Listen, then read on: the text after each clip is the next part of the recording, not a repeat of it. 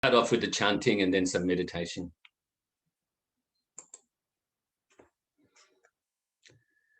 Namo tassa bhagavato arahato samma sambuddhassa.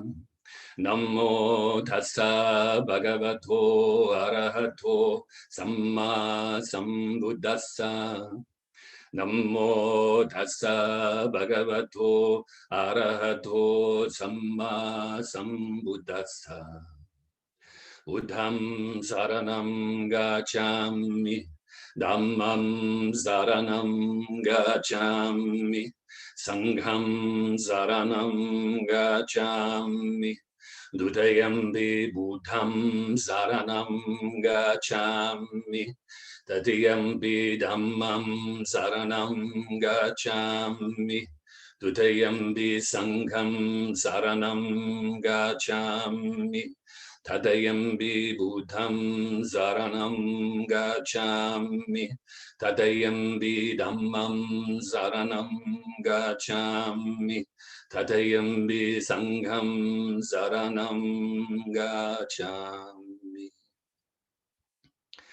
Namo Buddhaya, Namo Dharmaya, Namo Sanghaya. Namo Buddhaya, Namo Dharmaya, Namo Sanghaya. Namo Buddhaya, Namo Dharmaya, Namo Sanghaya. I take refuge until I am enlightened in the Buddha, the Dharma, and the Sangha. Through the positive potential I create by practicing the 6 paramitas, may I soon attain enlightenment in order to benefit all sentient beings. I take refuge until I am enlightened in the Buddha, the Dharma, and the Sangha. Through the positive potential I create by practicing the 6 paramitas, may I soon attain enlightenment in order to benefit all sentient beings. I take refuge until I am enlightened in the Buddha, the Dharma, and the Sangha. Through the positive potential I create by practicing the 6 paramitas, may I soon attain enlightenment in order to benefit all sentient beings. May all sentient beings have happiness and its causes. May they be free from suffering and its causes. May they never be parted from their happiness beyond suffering. May they abide in equanimity, free of bias, attachment to the near, and aversion from the far. I shall cause this. Great compassionate Buddha, please inspire me to be able to do so. Reverently, I prostrate with my body, speech, and mind, and present clouds of every types of offerings, actual and mentally transformed. I confess all of my negative actions accumulated since beginningless time, and rejoice in all the virtues of all holy and ordinary beings. Please remain until cyclic existence ends, and turn the wheel of Dharma for all sentient beings. I dedicate the virtues of myself and others to the great enlightenment. However innumerable all sentient beings are, I vow to save them all. However inexhaustible my delusions are, I vow to extinguish them all. However immeasurable the Dharma teachings are, I vow to master them all. However endless the Buddha's way is, I vow to follow it completely. Om Mani Padme Hum. Om Mani Padme Hum. Om Mani Padme Hum. Tayada Gate Gate Para Samgate Bodhi Soha. Tayada Gate Gate Para Samgate Bodhi Soha. Tayada Gate Para Samgate Bodhi Soha. So now get yourself in a comfortable position for the meditation. A really good position, obviously, for meditation is upright, if possible. This way, actually, the breath into the lungs is easier. So let go of any rigidity in your body, but also don't be lazy and slouching, lazy posture with your body either. It's in the middle part. So now you can gently close your eyes.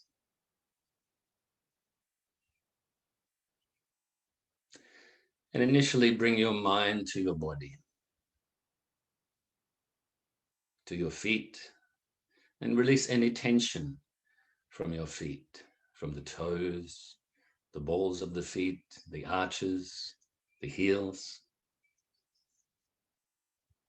the top of your feet, and also around your ankles and Achilles tendons. And also release the tension from your lower legs, from your calf muscles and around your shins, from the front, sides, and back of your knees, and your upper leg, the quad muscles at the front and the hamstrings at the back.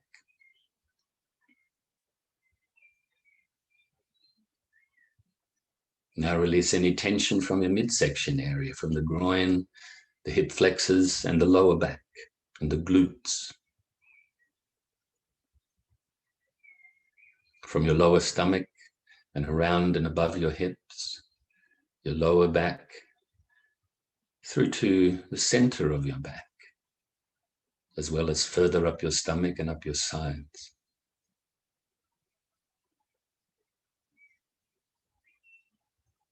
From your chest area, underneath your arms, and your upper back, from the lateral muscles, as well as the rhomboid muscles that are on either side, in between the shoulder blades and the spine.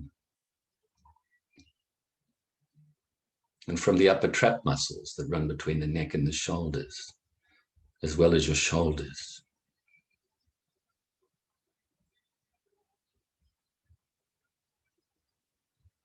Now release any tension from your upper arms, around the biceps and triceps, and your elbows and forearms, wrists, hands, fingers, and thumbs.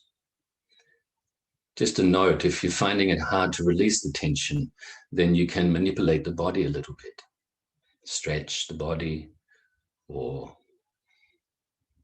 just do some sort of light, gentle movements. And now bring your focus up to your neck and release the tension from the front, sides, and back of your neck. And the back of your head. And the sides of your head around your ears and temples. Now bring your focus to your face and release the tension from around your cheekbones and cheeks. Make sure you're not clenching your jaw.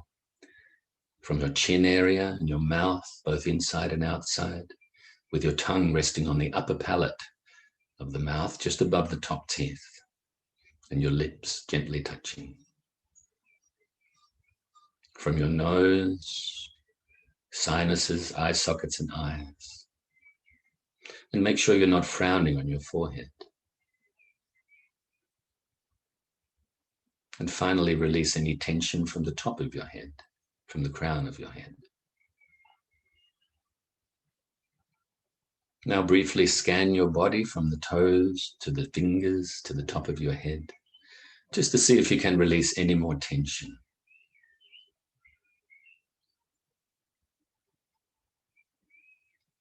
Now bring your attention to your breath, initially the tip of your nose, and follow the feeling of the breath as you breathe in and out. As you breathe in, the air is quite cool as it passes your throat, and the lungs expand as they fill with air. As you breathe out, the lungs compress, and the air is quite warm in the back of your throat as you breathe out your nose. So all you have to do right now is be in the present moment, focusing on your breath. Anapanasati, or mindfulness of the breath.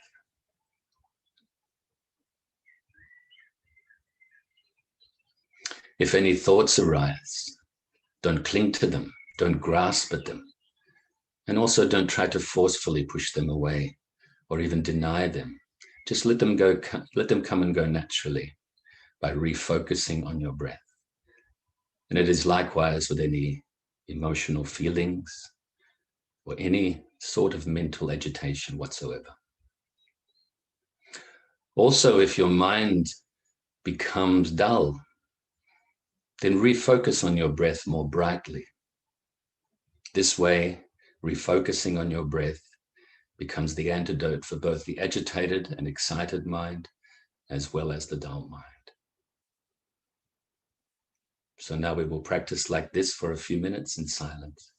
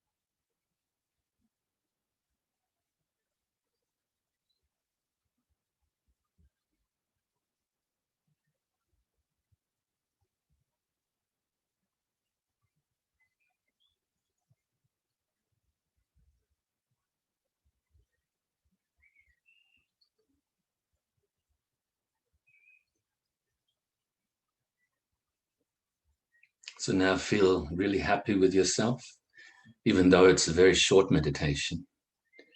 Be very pleased with yourself for engaging in this practice and rejoice in the merits and the goodness. I think it's always very important to rejoice in your goodness, and rejoice in your good actions, good thoughts, good speech, good physical actions. This way we naturally encourage ourselves to continue to do so. It is also very important to recognize our faults, recognize when metaphorically we've fallen off the path, either with our thoughts or our speech or our physical actions. And then have some sort of positive regret, non-clinging regret, and then make a resolve not to do it again, if possible.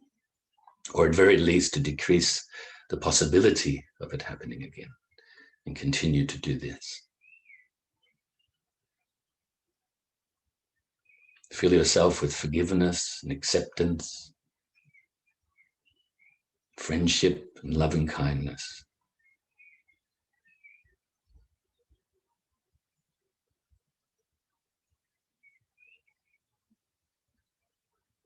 You are your own best friend. Fill yourself with so much love and kindness that it overflows now outwards, initially to your family and friends, wishing that they have happiness and the causes of happiness, and that they are free from suffering and the causes of suffering, that they are peaceful and content.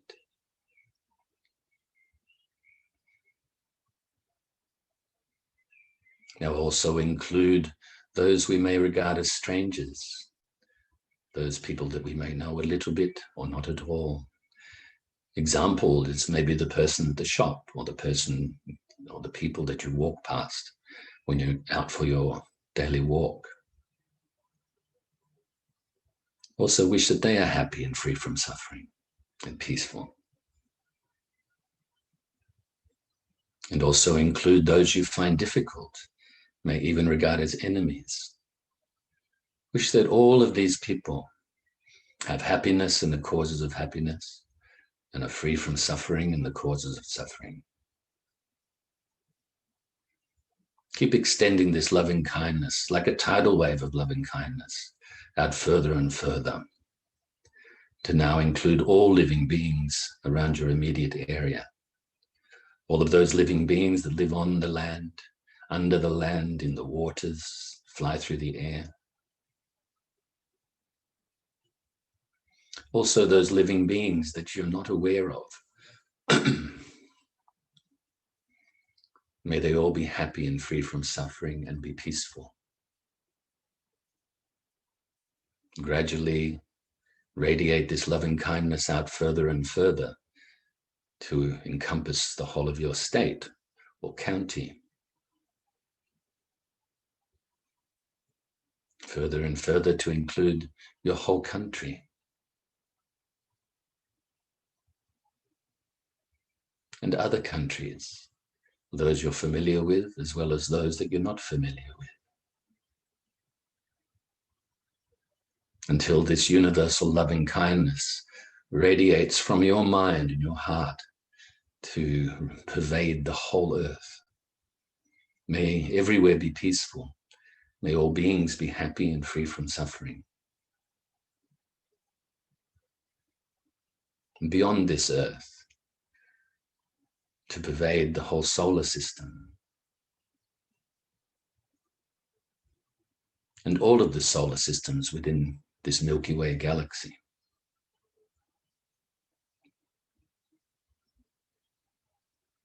As well as other galaxies throughout this universe, and other universes throughout infinite space. Have this loving kindness that you're radiating pervade the whole of infinite space, this unlimited loving kindness.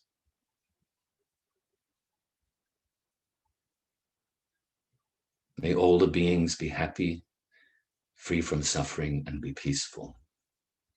Live in harmony based on understanding.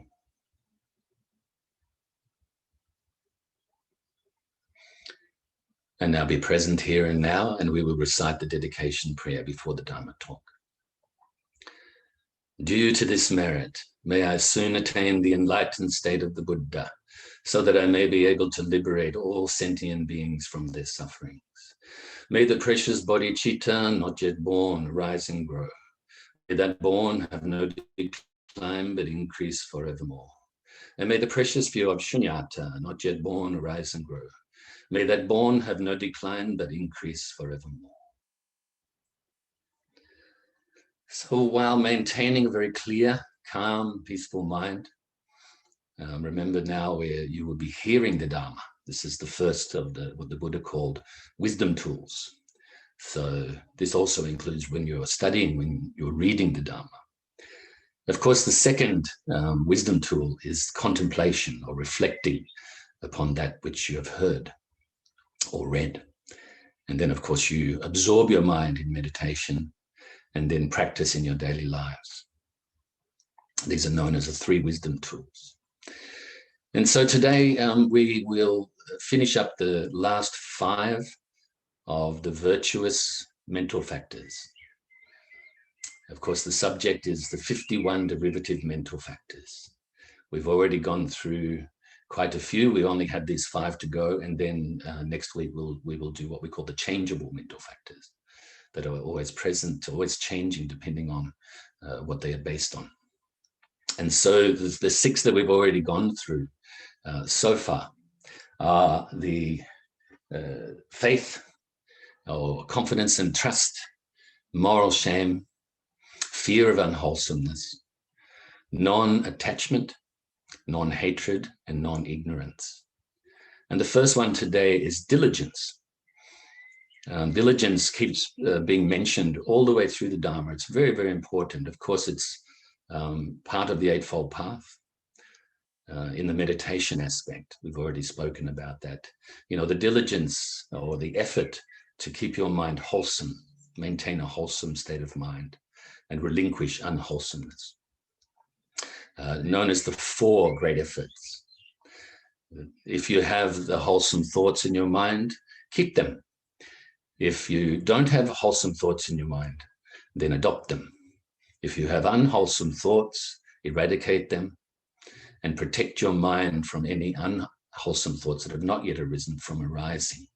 They're the 4 great efforts. Also, a couple of other points I'd like to make. It also includes enthusiasm and joy. Now, how do we get this enthusiasm and joy? In the beginning, maybe we have to really force it a little bit.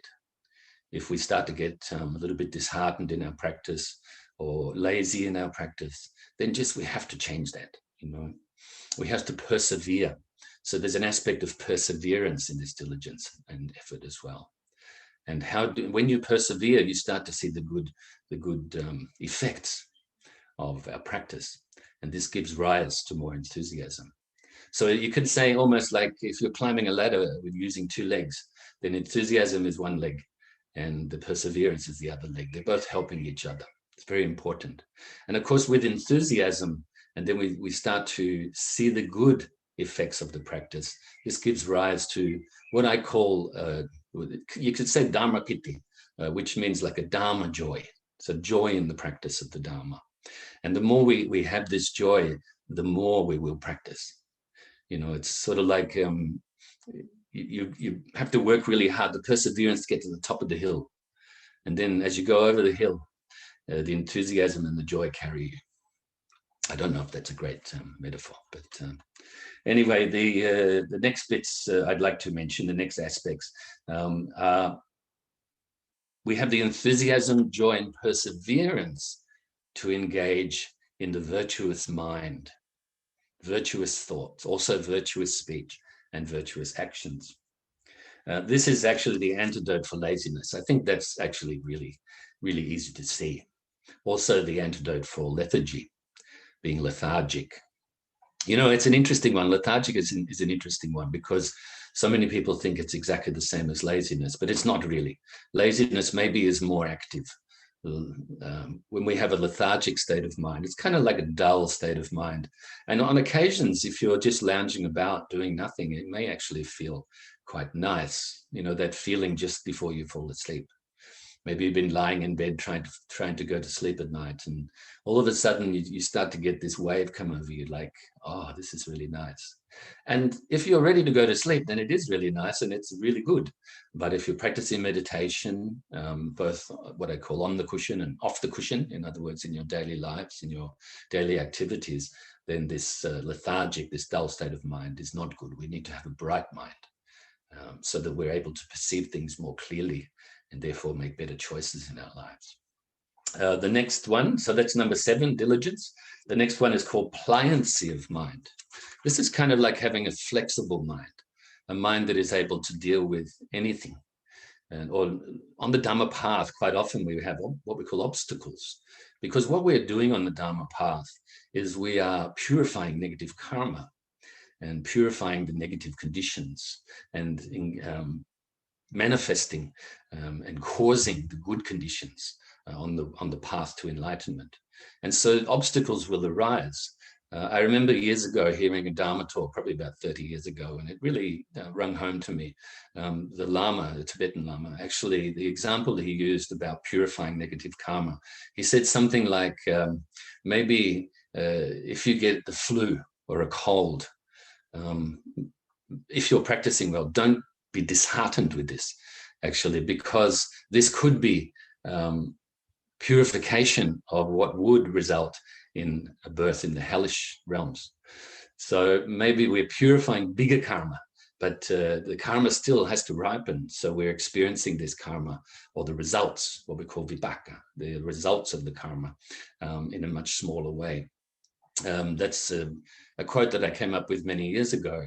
I said something like, may all of your negative karma manifest as something as simple as a pimple.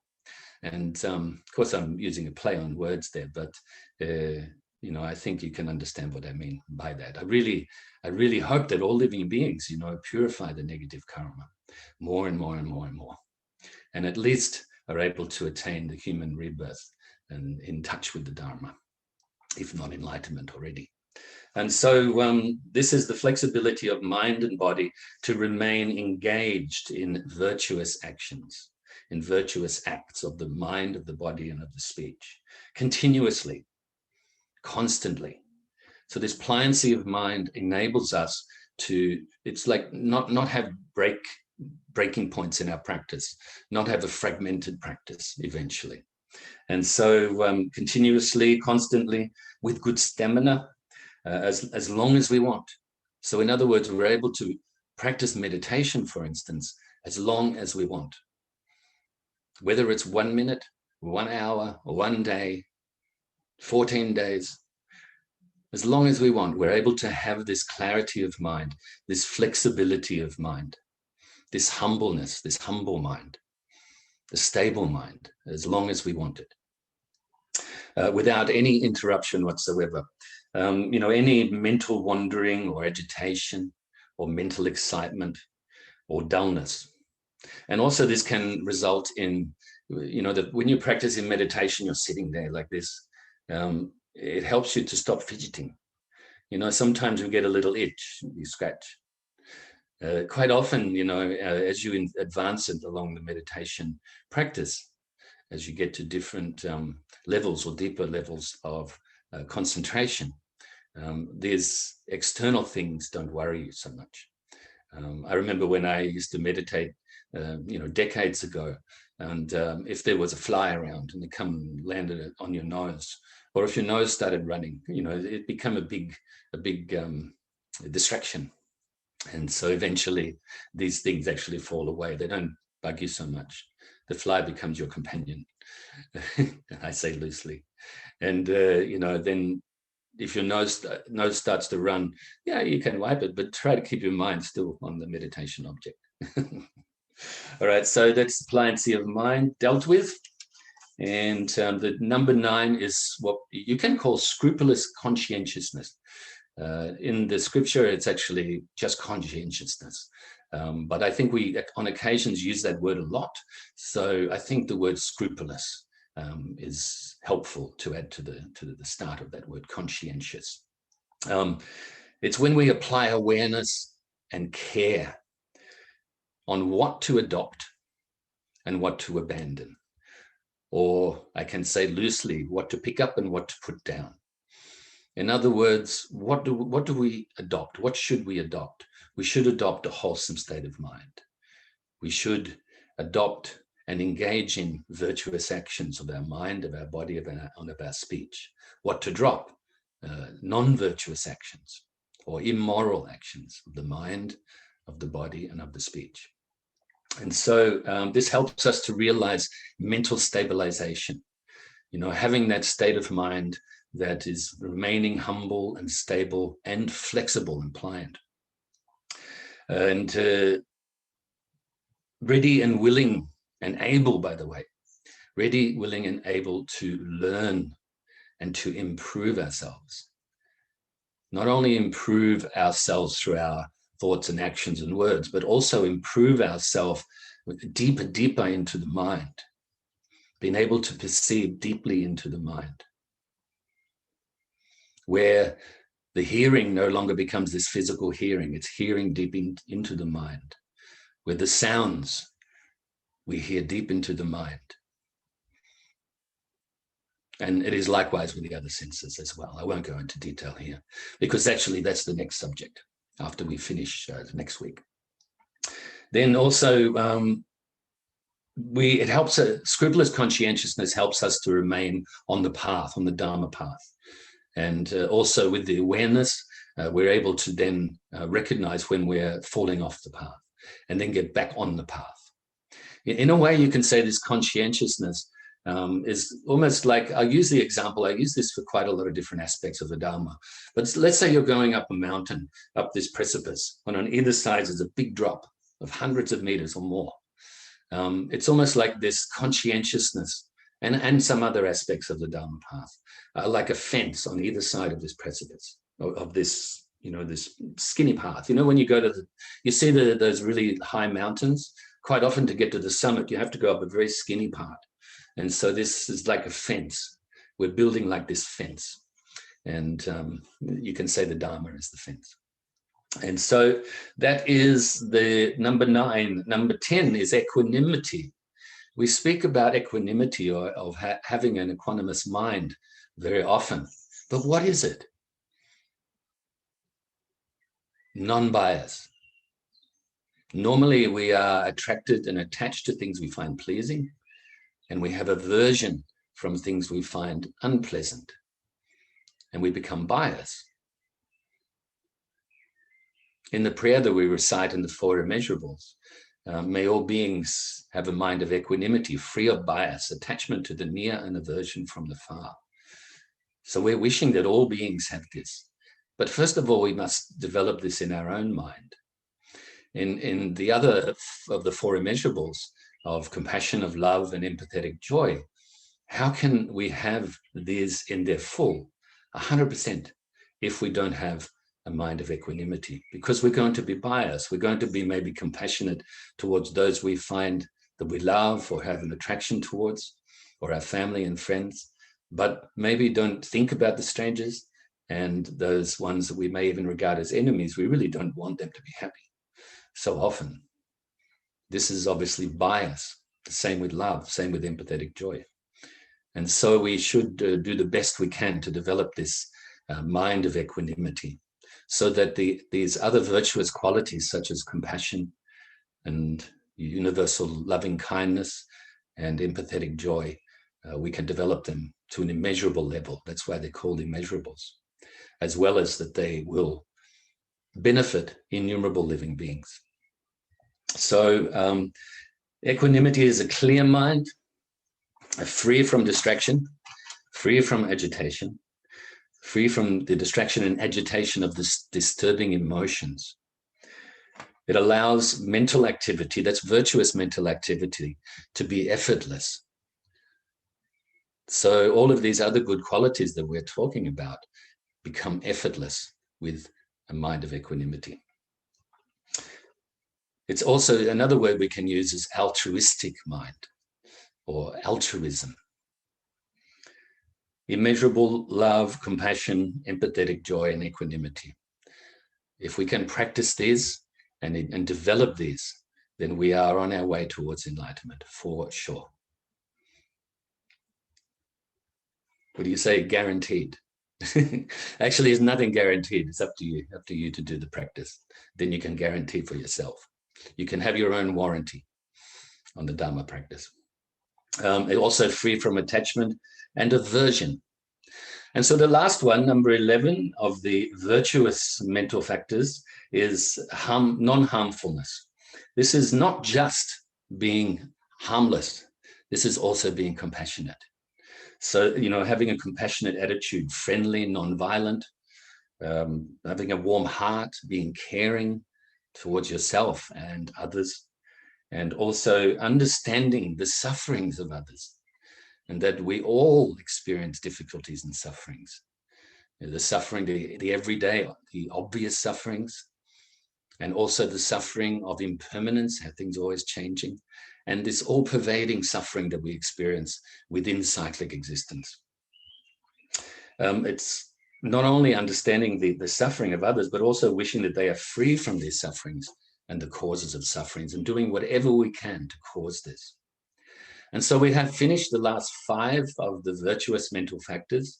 Please review the video once I post it on Facebook in the next day or so, and take notes, and the invitation, as always, to contact me and ask more questions. So I will see you next week, because we've already, I think, maybe another 20 seconds to go. And please practice well, or study well, hear the Dharma well, contemplate the Dharma well, meditate as much as you can, and also put it into your everyday practice. Try to maintain this mind of equanimity and so forth in your everyday practice. And take care out there, okay? Take care. Be safe. Care for others. Care for yourself.